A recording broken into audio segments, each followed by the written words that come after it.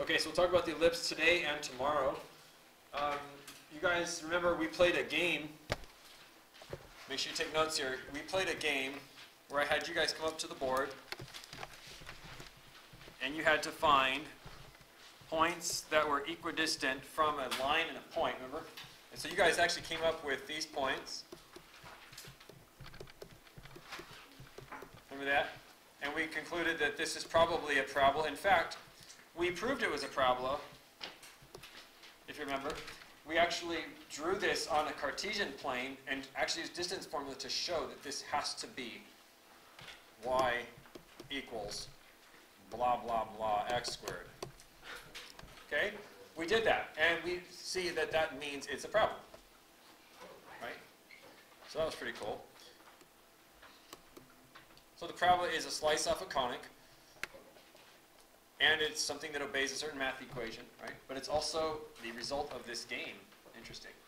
So what would happen if we changed the game a little bit, and instead of using a line and a point, what if we used 2 points to play a game? Well, there's lots of games you could play, okay?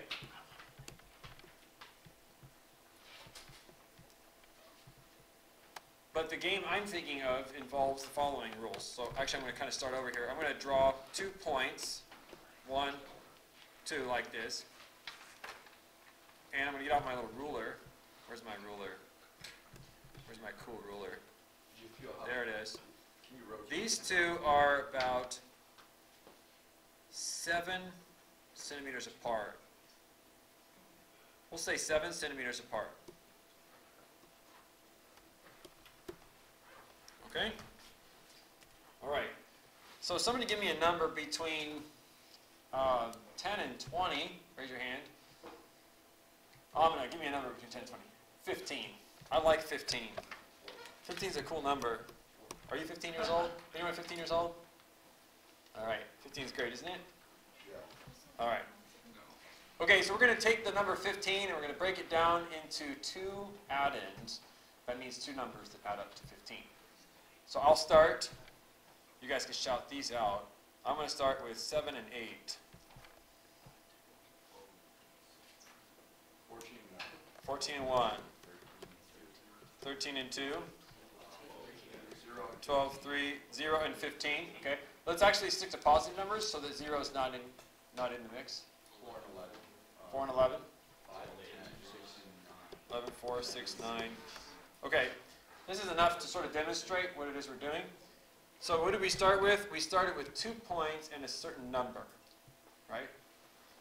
And I just picked 10 to 20 because I thought it would be convenient. It's not really for any particular reason. I did want to pick a number bigger than 7, which is the distance between these. Okay?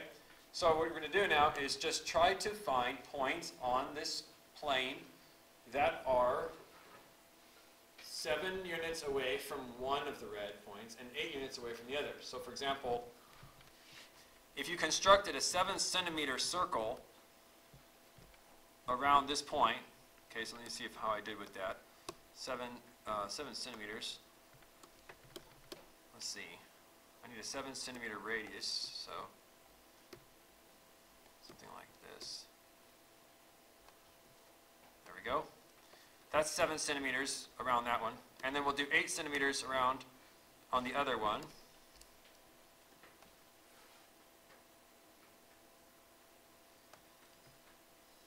Okay, you can see that there are 2 points where these circles intersect each other. Right? There are 2 points. One of them is up here, and one of them is down here. You see that? Yeah. Okay, now I could switch the 2 circles around. So I could put the 7 centimeter circle on this point on the right and the 8 centimeter circle on this point on the left. And this would give me these 2 intersection points. Okay? You don't have to draw this. We're just playing a game.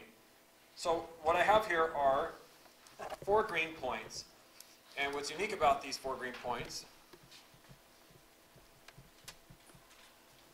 is if you take this distance, let's pick this point A. This distance is 7 and this distance is 8, you see. And point B, this distance is 8 and this distance is 7. Bless you. Okay, and point C has a similar situation. Like point C down here is 8 centimeters and 7 centimeters away from these 2 points respectively. And the last one, point D, looks like it's closer to this one on the right. So this is 7 and 8. But they all have basically, as a sum of distances to these 2 points, 15, right? So using 8 and 7 alone, I was able to create 4 points in space that had a sum of distances equal to 15. So I didn't have to use the 8 and the 7 though, right? So I could have used, for example, let's go to the 6 and the 9, right? So let me erase just these marks. I'll just keep the points A, B, C, and D up here.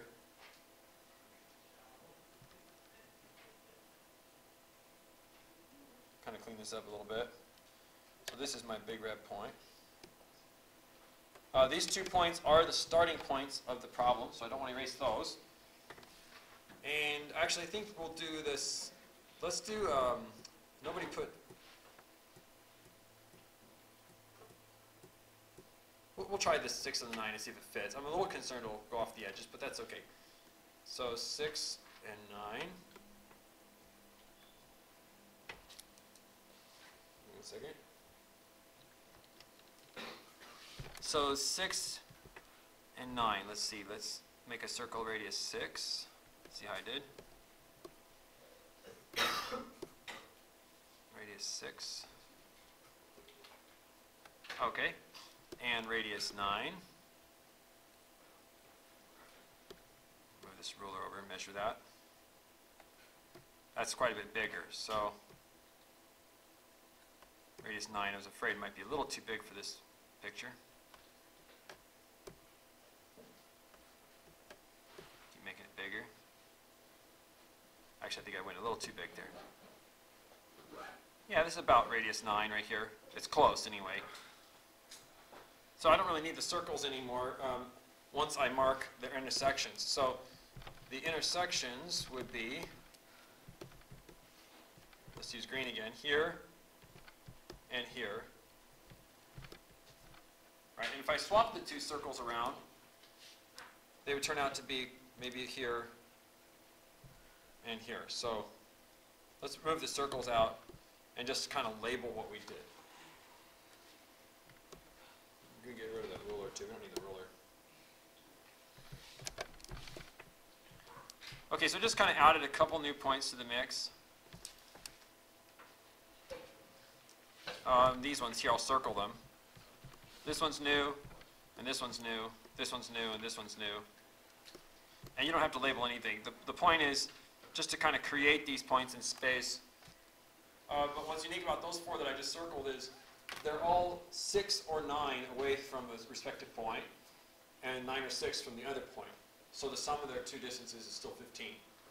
Can you kind of see what's being traced out here by the green?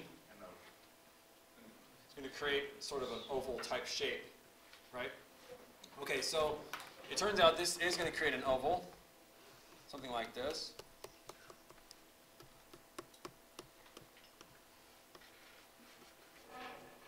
Okay? So the game yields an ellipse. So an ellipse now can be thought of as a slice off a cone. Remember, when you slice the cone, you slice just basically, you slice your plane through sort of an angle, through only one nap, and it creates an elliptical cross-section. But it can also now be seen as the result to this particular game. And in this particular game, if you add this distance in red and this distance of red together, you always get 15. And that's the game. And every point is like this. The 2 reds add up to 15. The 2 purples add up to 15. Pick any other point that we didn't play with. How about this point over here, point P? The length, these 2 pink lines, add up to 15. You see, they all add up to 15. That's the game, and that's the result. Yes? Are the 2 foci equidistant from the edges? No, that's something we'll talk about later, but these 2 points that we started with are called the foci, or foci, and they are not necessarily halfway between the center and the edge. No, that's not what I meant. I meant is like the left. Yeah, these are the same distance from the center. Yes. What about Oh, from the foci from to the the outlet? edge, from the edges, the left one, the same distance to the edge, the right one is to its edge. Yes. Okay. Okay. Yeah, I mean, there's some. When I'm drawing this freehand like this, you're not going to see all the symmetry. But in a moment when we sketch it out, you'll see it. I want to pause the recording for just a second and just show you how you can make an ellipse using a string and a pair of thumbtacks real quick. You've probably seen this demonstration before, but let me pause.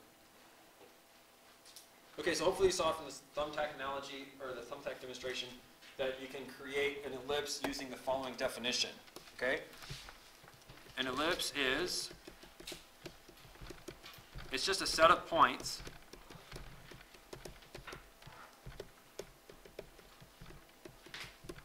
which are equidistant, not equidistant, excuse me, whose sum of distances, let me write, where the sum of distances to two fixed points is a constant.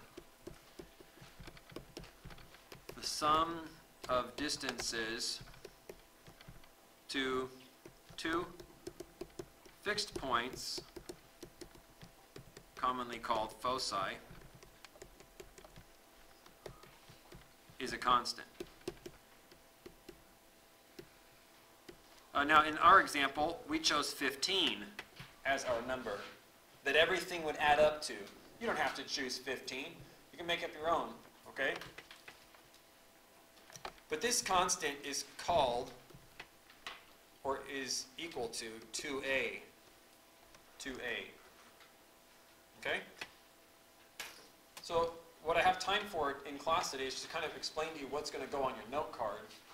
And then tonight what you're going to get is just one problem.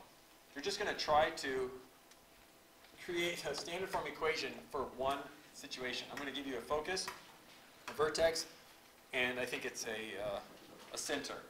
And you're just going to try and see if you can figure out the equation. But this would go on your note card, right here, this sentence, because this is the definition of an ellipse. Okay? All right, so what I'd like to do is just sort of give you some little sketches. So the first sketch is, here's an ellipse. Okay, this point is called the center, obviously. This distance right here is called the semi-major axis.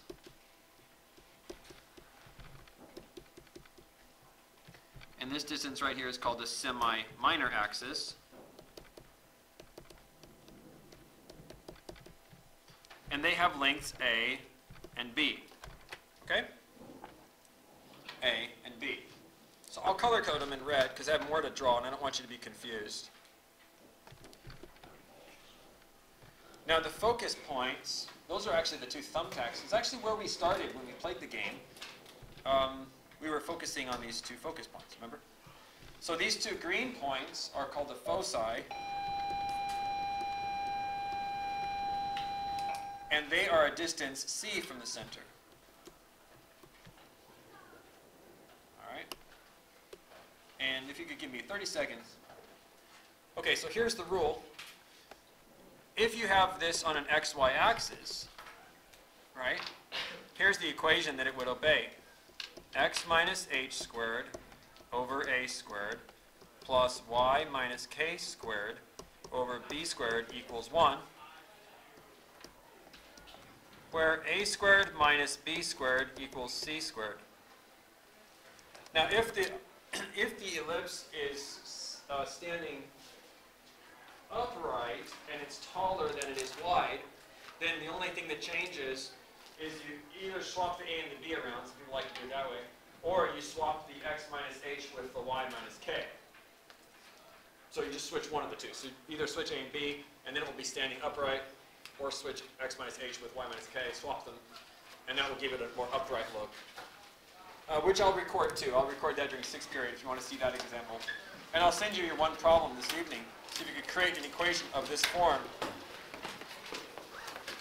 from the givens. So obviously h and k is the center. Can I leave this here after we get it from my locker? The backpack?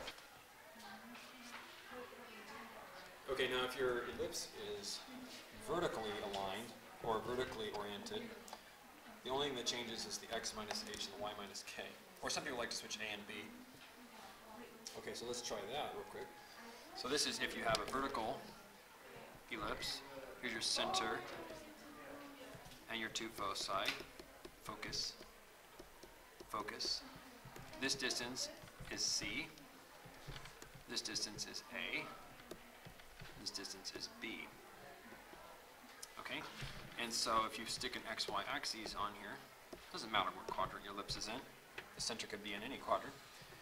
What happens is this just becomes x minus h squared over b squared plus y minus k squared over a squared equals 1. So you have these two similar situations. Now one thing is always true. A, B, and C form a right triangle, but A is actually the hypotenuse, so this is a little bit hard to visualize. But if you take that segment C and the segment A and the segment B, the A can fit as a hypotenuse with the other two. Okay, so watch close. Here's your B, and here's your C. The A should fit nicely right in here. And this is true on both pictures. Okay, so this slide and the previous slide, you could state that b squared plus c squared equals a squared. B squared plus c squared equals a squared. This is true on this picture, and it's also true here. Okay? And I wrote that as a squared minus b squared equals c squared down here. I just thought it looks a little bit more like the Pythagorean theorem, you know? And so I'll actually write it that way on this slide too. But notice this rule doesn't change from orientation to orientation. The purple rule is the same on both of these slides. Okay? Good to know. All right, so let's do some examples tomorrow. Today is just intro. Oh, and a little vocab. Forgot to tell you, this is a vertex up here. I said it, but I didn't write it. This is a vertex down here. And not everything needs a name, I guess, for our purposes, but these two purple points are called covertices.